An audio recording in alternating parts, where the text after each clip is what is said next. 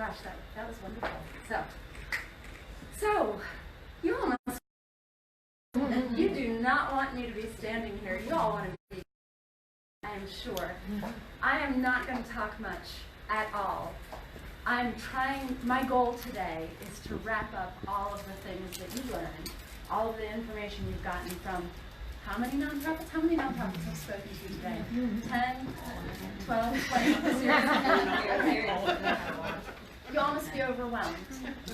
My goal today is to try to wrap this up for you and to address you as emerging and current leaders in this community and try to figure out what do I do with all of this information. And specifically, how do I be strategic, not only as a community leader, as a volunteer, as a board member, but also that you heard so much about. So I really am the director of the Community Foundation. I did not quit. I do love coffee, and I love when they pour the espresso in those heart shapes. That is really good. Outer Banks Community Foundation.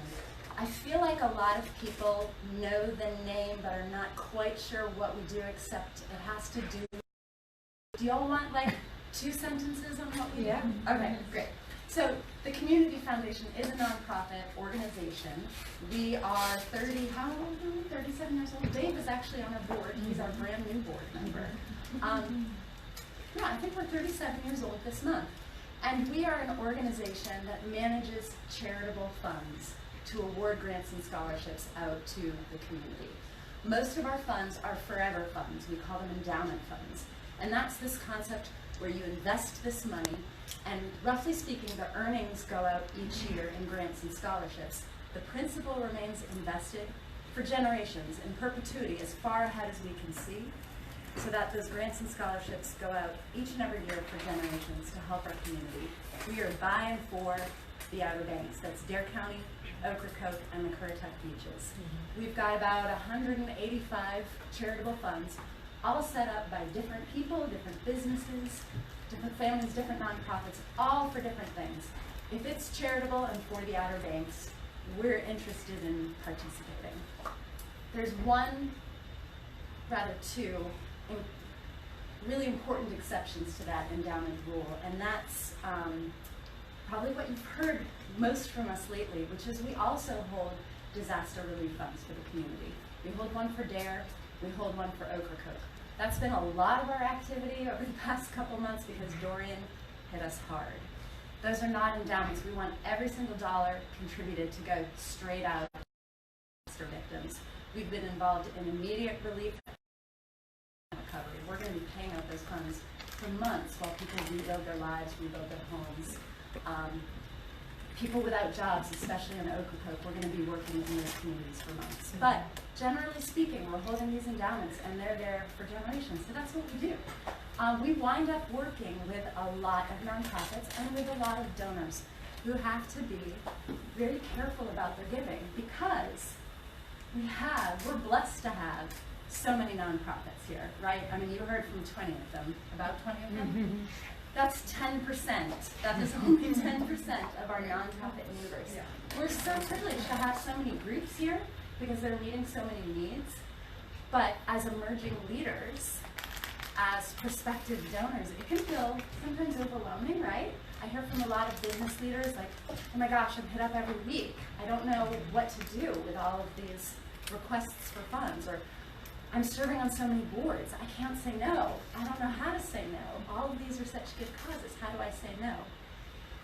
To me, giving, either in terms of your time or in terms of your wealth, can be a meaningful, impactful, and joyful experience if you're strategic about it. If you're not, sometimes it can be stressful, and we want to avoid that. Every nonprofit that addressed you today was salivating over you. They're all like, okay, these are future leaders. These are prospective board members. Maybe some of them will write a check. I really want to get these people involved. So, especially after this program, you might find yourselves getting hit up by a lot of folks. You need some tools to think about how to be strategic. So that's what I want to talk to you about today. I've got kind of 4 steps to kind of help you be really strategic about how to focus your time, your money, your energy to the causes that mean the most to you, So, step one. So, you're actually going to work. And you're going to work in partners, okay? And I would love for you all to find someone that you don't really know very well in this group. I'm going to get you started, and then maybe you can partner off with someone that you haven't spent a lot of time with yet. Step one in planning your giving is review your past giving. So what does that mean?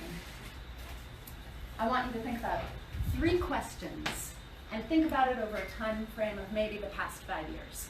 So there's 3 questions. Number 1, what is the biggest gift that you've made in the past 5 years? You can think about it as a check that you've written, maybe an in-kind donation, like if you donated an item, or your time as a volunteer or as a board member. So the biggest gift. Second question, of all those gifts over the past 5 years, which one to you made the biggest impact? What made the biggest difference? Question number 3, of those gifts over the past 5 years, which one brought you the most joy? Okay, so 1, largest, 2, biggest, 3, most joyful. So think about that. Find someone you don't know very well and discuss. And I'll be back with you in a couple minutes. Sound good? Yeah. Yes? Okay.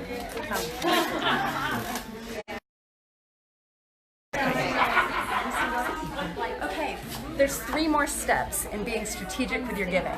The second one is all about daydreaming, about the impact you want to make for your community.